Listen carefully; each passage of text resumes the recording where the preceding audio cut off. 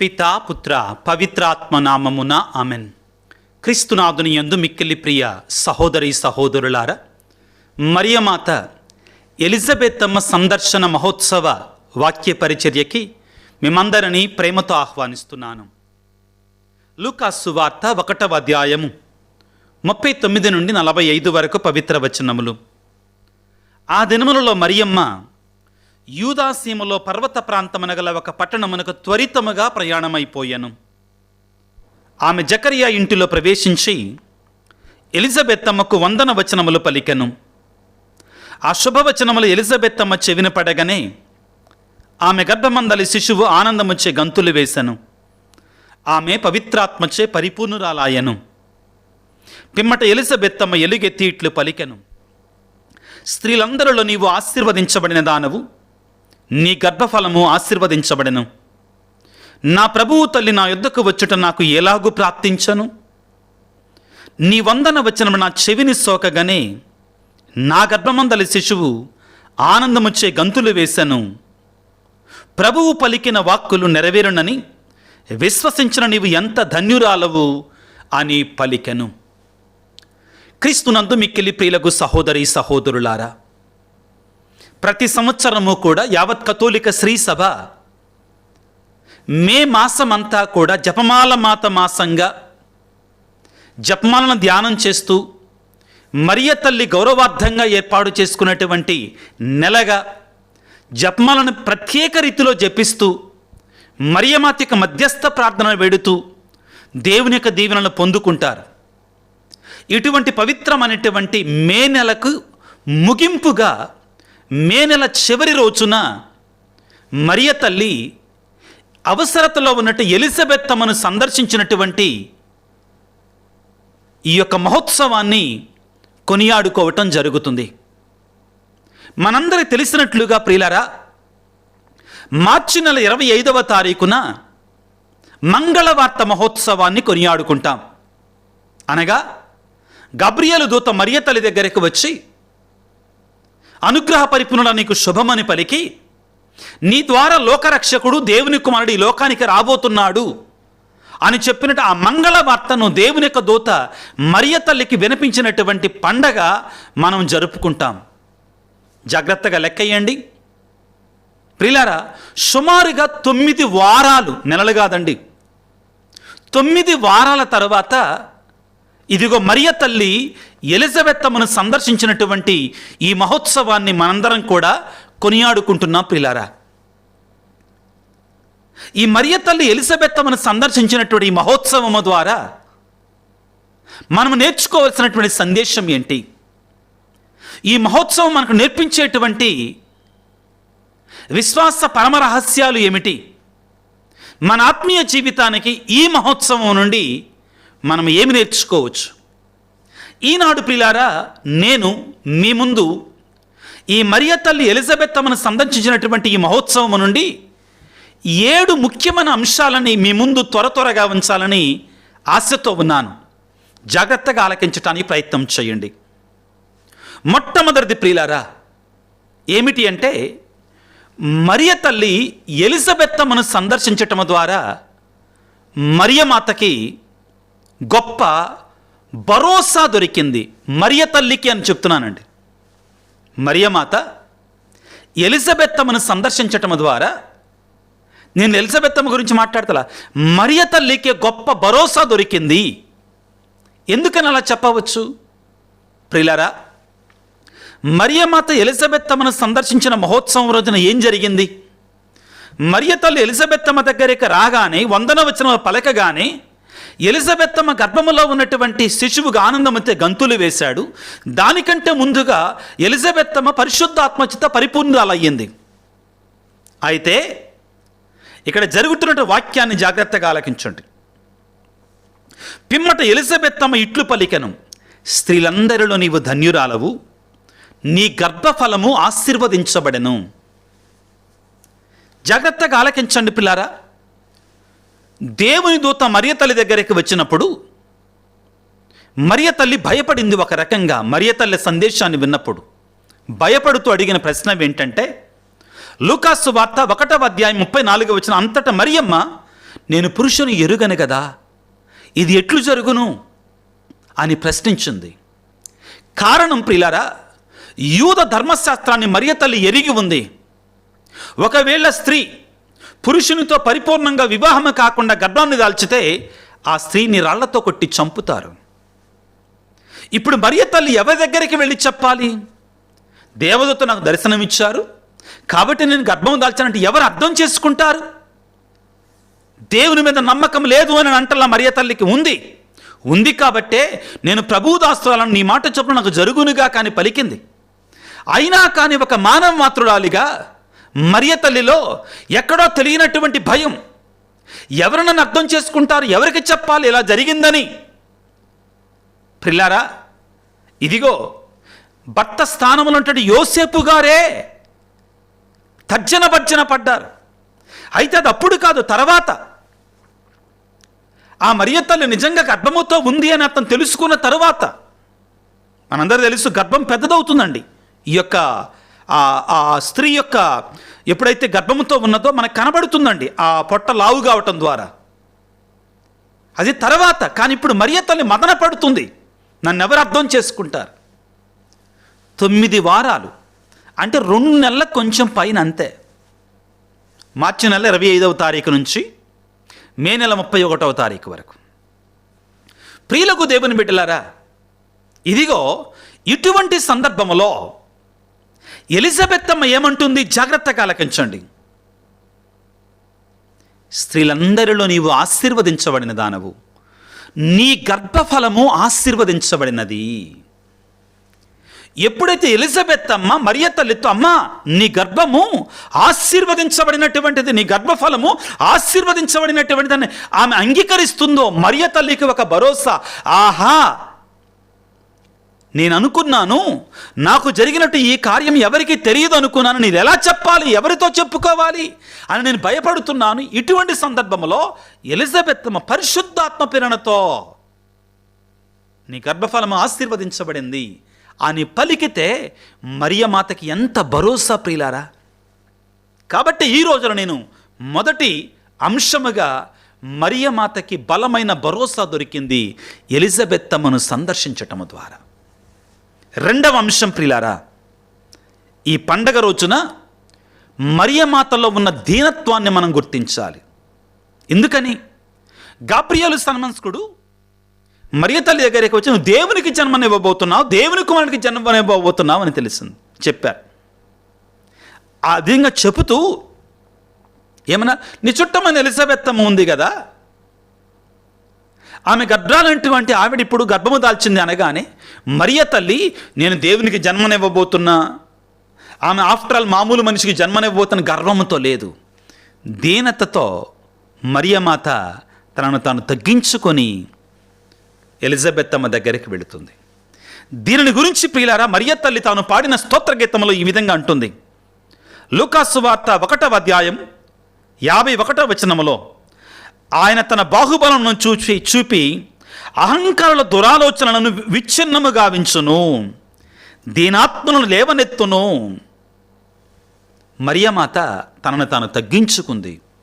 మనము కూడా మరియమాత వలె తగ్గింపు జీవితాన్ని అలవాటు చేసుకోవాలి. ఇక మూడవ ముఖ్యమైన విషయం ప్రియులారా, ముఖ్యమైన అంశం మరియమాతలో ఉన్నటువంటి సేవాగుణం.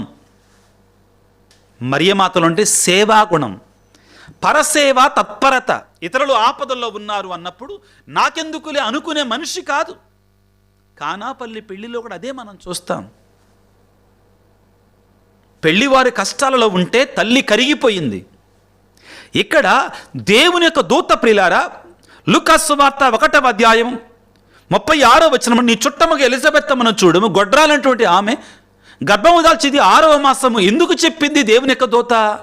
మరియ తల్లి నేను పురుషుని ఎరుగను కదా, ఇది ఎలాగా సాధ్యమయ్యా అంటే దానికి నివృత్తిగా ఇదిగో నీ చుట్టమైన ఎలిజబెత్ ఉంది కదా, ఆమె కూడా గర్భము దాల్చింది, గొడ్రాలైనటువంటి ఆమె, దేవుడికి అంతా సాధ్యమేనమ్మా అని చెప్పటం కోసం చెప్పారు. కానీ ఎప్పుడైతే మరియ తల్లికి అయ్యో నా బంధువు వృద్ధాప్యంలో ఉంది కదా, మరి ఆమె కష్టాల్లో ఉంది, ఆమెకు ఎవరు సేవ చేస్తారని తలంచి తెలిసిందో వెంటనే పరిగెట్టింది. పరసేవ, తత్పరత, సేవాగుణం ప్రియులకు దేవుని బిడ్డలారా మూడవది. ఇక 4వది ప్రియులకు దేవుని బిడ్డలారా, ఈ పండగ రోజున మనందరం గుర్తుపెట్టుకోవాల్సింది ఏంటంటే, ఎప్పుడైతే మనం దేవుని సన్నిధిలో ఉంటామో పరమానందం మనకు దొరుకుతుందండి. పరమానందం మనకు, దేవుని సన్నిధే ఒక పరమానందం ప్రియులారా. చూడండి, ఎప్పుడైతే ఎక్కడ 2 లేక 3 నా నామం పేరిట కూరి ఉంటారో వారి మధ్యలో నేను ఉంటానని పలికాడు కదా యేసయ్య. మరియ తల్లి ఎలిజబెత్తమ్మ కలిసినప్పుడు అక్కడ ఒక పరమానందం వెళ్ళి విరిసిందండి. యేసు ప్రభు మరియ తల్లి గర్భములో ఉన్నాడు, దేవుడే ఉన్నాడు అక్కడ. ఒక గొప్ప ఆనందం ప్రియులకు దేవుని బిడ్డలారా, పరలోక ఆనందం, పరమానందం ప్రియులారా.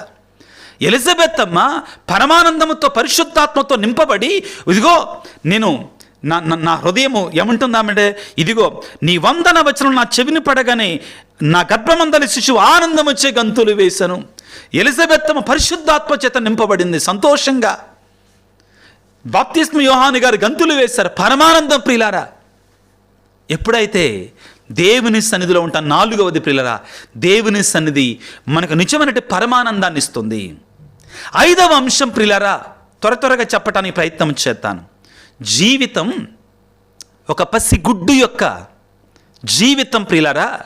ఈ మధ్య కాలంలో భ్రూణ హత్యలు చేయొచ్చు, గర్భాన్ని తీసుకువేసుకోవచ్చు, మనం గర్భంలో పెరుగుతున్న పిల్లోడిని చంపొచ్చు, ఏం కాదు వాళ్ళకి తెలియదు అంటుంటారండి. ఈనాడు మనకేం నేర్పిస్తుంది యొక్క వాక్యం? యేసు ప్రభువు మరియ తల్లి గర్భములో 9 వారాల క్రితమేనండి, 2 నెలలు నిండిని అంతే. కానీ అప్పటికే ప్రేరా యేసు ప్రభువులో జీవం ఉంది. యేసు ప్రభు ఇతరులకు కూడా శక్తినిస్తున్నాడు తల్లి గర్భములో ఉండి. ప్రియులారా, భ్రూణ హత్య మహాపాపం, హత్యాది. గర్భములో పెరుగుతున్నటువంటి పిల్లలను చంపటం అనేటువంటిది కథోలిక శ్రీసభ సిద్ధాంతం ప్రకారం మహాఘోర పాపం, బైబిల్ గ్రంథం ప్రకారం. ఈనాడు పండగ మనకు నేర్పించేది ఇదే. గర్భములో ఉన్న పిల్లలు కూడా మాట్లాడుకుంటారు, వాళ్ళకు కూడా తెలుస్తుంది. అక్కడ యేసు ప్రభును చూచాడు బాప్తిస్మ యోహాను గారును చూచారు యేసు ప్రభు. ప్రియులకు దేవుని బిడ్డలారా, వారు పరిపూర్ణంగా మానవులు, గర్భంలో ఉన్నటువంటి వారు. వారంతటా వారుగా చనిపోతే ఏదో అకారణం చేత మనం ఏం చేయలేం.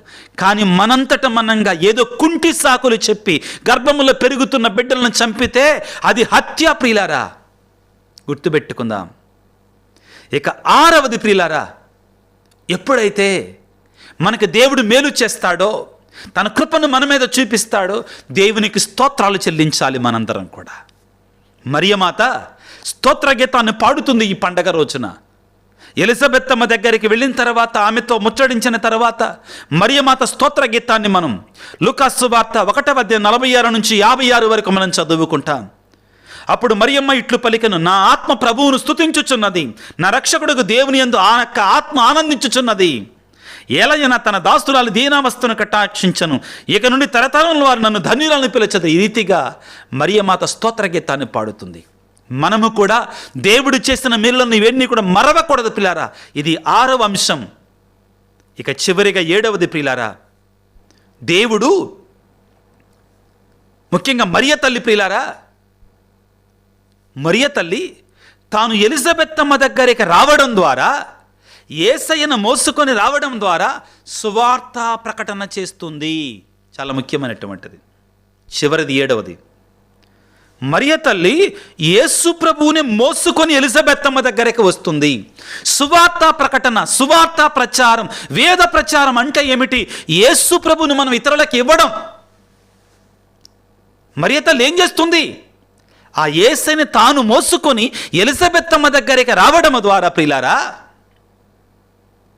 యేసయ్య దీవెన, యేసయ్యని, దైవరాజ్యాన్ని ఎలిజబెత్తమ్మ ఇంటికి మోసుకొని వస్తుంది మరియ తల్లి.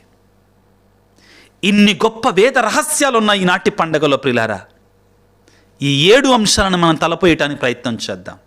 మొదటిగా, మరియ తల్లికే గొప్ప భరోసా ఇచ్చిన పండగ మరియమాత ఎలిజబెత్తమ్మను సందర్శించిన పండగ. 2వది ప్రియులారా, మరియ తల్లిలో ఉన్న దీనత, తగ్గింపును మనకు నేర్పించేటువంటి పండగ మరియ తల్లి ఎలిజబెత్తమ్మను సందర్శించిన పండగ. 3వది ప్రియులారా, మరియ తల్లిలో ఉన్నటువంటి సేవా గుణం, పరసేవ తత్పరతను మనకు నేర్పించేటువంటి పండగ మరియ తల్లి ఎలిజబెత్ అమ్మను సందర్శించిన పండగ. 4వది ప్రియులారా, ఎప్పుడైతే మనం దేవుని సన్నిధిలో ఉంటామో పరమానందం, పరలోకానందం మనకు దొరుకుతుంది. అటు మరియ తల్లి, ఇటు ఎలిజబెత్ అమ్మ, అటు యేసు ప్రభువు, ఇటు బాప్తిస్మ యోహాను పరమానందముతో నింపబడ్డారు ప్రియులారా. 5వది పిల్లరా, ఇదిగో పసిపిల్లలు గర్భములో పెరుగుతుండగా వారు కూడా పరిపూర్ణమైన మానవులతో సమానం. గర్భాన్ని తీసివేయించుకోవటం నరహత్యతో సమానం. యేసు ప్రభు పసిగుడ్డుగా ఉండి కూడా సర్వాన్ని ఎరిగినటువంటి వాడై ఉన్నాడు. బాప్తిస్మ యోహాను గారు కూడా. 6వది పిల్లరా, దేవుడు మనకు చేసిన మేలుల కొరకే మరియ తల్లి వలె స్తోత్రగీతాలు పాడాలి. ఆయన మేలులను ఏది మరవకము. 103వ కీర్తనలో పలికినట్టు, ఓ నా ఆత్మమా ప్రభువును స్తుతించుము, నాలోని సమస్త శక్తులారా ప్రభువు నామమును సన్నుతించుమని పలుకుతున్నారు. చివరిగా 7వది అతి ముఖ్యమైనటువంటిది ప్రియులారా, ఇదిగో మరియమాత ఎలిజబెత్ అమ్మను సందర్శించటం ద్వారా యేసు ప్రభువుని మోసుకొని వెళ్ళి ఎలిజబెత్ అమ్మకు దైవరాజ్యాన్ని ఇస్తుంది, దేవునికి సువార్తను బోధిస్తుంది, మిషనరీ యాక్టివిటీస్ని చేస్తుంది. ప్రియులకు దేవుని బిడ్డలారా, ఈ 7 అంశాలను మనం ధ్యానిస్తూ ఉండగా మరియ తల్లిని వేడుకుందాం. మన జీవితంలో కూడా ఈ 7 శుభకార్యాలు మనకు జరగాలని, దేవుని యొక్క పరమానందం, మరియ తల్లి యొక్క మన ఇంటికి రావడం, అదేవిధంగా ప్రియులకు దేవునికి స్తోత్ర గీతాలు పాడటం, ఇదిగో అన్నిటికంటే ముఖ్యంగా ఆ దేవుడు ఎక్కడైతే ఉంటాడో పరమానందం, ఇవన్నీ కూడా మనకు కలగాలని, ఆ మరియ తల్లి యొక్క దీవెనలు మన ఇళ్ళకు కూడా రావాలని తలలో వంచి ప్రార్థన చేసుకుందాం. సర్వశక్తిమంతుడా, సర్వోన్నతుడా, ప్రేమమయుడా, నీకు స్తోత్రాలు, వందనాలు. ఈనాడు ప్రభువా, నీ తల్లి అయిన మరియ ఎలిజబెత్ అమ్మను సందర్శిస్తుండగా ప్రభువా, అక్కడ జరిగినట్టు 7 ముఖ్యమైనటువంటి బంగారు కార్యాలను మాకు నేర్పించారు. గొప్ప అంశాలు మాకు చూపించారు. మీకు స్తోత్రాలు అయ్యా. మరియమాత గర్భములో వెళ్ళి నీవు గర్భమును ఉండి వెళ్ళి ఎలిజబెత్ అమ్మను దీవించావయ్యా. బాప్తిస్మ యోహాను గారు పరమానందంతో నింపబడ్డారు నీ సన్నిధిలో. మా కుటుంబాలకు వేం చేస్తారండి ప్రభువా, మా జీవితాలలోనికి వేం చేస్తారండి ప్రభు. అమ్మా తల్లి మరియమాత, ఎలిజబెత్ అమ్మ ఇంటికి వెళ్ళినట్లుగా మా ఇంటికి రా తల్లి. ఎలిజబెత్ అమ్మ కష్టాలు తీర్చినట్లుగా మా కష్టాలు తీర్చమ్మా, మా కోసం ప్రార్థన చెయ్యమ్మా. ఈనాడు ఈ వాక్య పరిచయలో పాల్గొంటున్నటువంటి బిడ్డలందరినీ దీవించండి. ముఖ్యంగా అనారోగ్యంతో బాధపడుతున్న బిడ్డలకు మంచి ఆరోగ్యం దాయిచ్చేయండి. కుటుంబాలలో శాంతి సమాధానం లేనటువంటి వారికి మీ నిజమైన శాంతిని సమాధానం దాయిచ్చేయండి.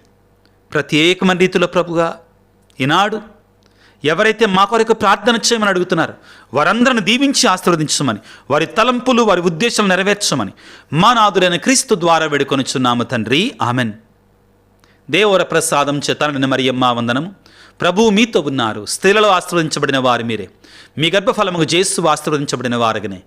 పరిశుద్ధ మరియమ్మ సర్వేశ్వరుని యొక్క మాత, పాపాత్మనమైనడు మా కొరకు ఎప్పుడును మా మరణ సమయమందున ప్రార్థించండి, ఆమెన్. ప్రభువు మీతో ఉందురుగాక, మీ ఆత్మతో ఉందురుగాక.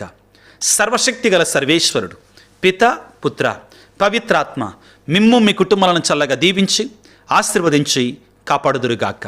God bless you. దేవుడి దీవించుగాక. ఆమెన్.